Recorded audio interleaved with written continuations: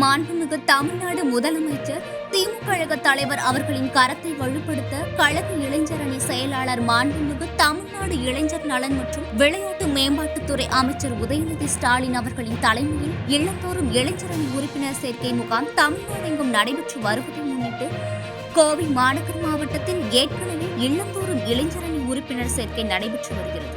Saibaba colony பகுதி வார்டியன் 32 சண்முகா நகர், கண்ணப்ப நகர் பகுதிகளில் கோவை மாநகர் மாவட்ட திமுக செயலாளர் நா. கார்த்திக் எக்ஸ்.எம்.எல்.ஏ அவர்கள், கோவை மாநகர் மாவட்ட இளைஞரணி சார்பில் கோவை மாநகர் மாவட்ட இளைஞரணி அமைப்பாளர் ரா. தனபால், துணை அமைப்பாளர் துரை பிரவீன்குமார் மேற்பார்வையில் சாய்பாபா காலனி பகுதி செயலாளர் கே.எம். ரவி தலைமையில் 32வது வட்டக்கழக செயலாளர் ரா. பார்த்திபன் எம்.சி. முன்னிலையில் இல்லந்தோறும் இளைஞரணி உறுப்பினர் சேர்க்கை முகாம் நடைபெற்றது.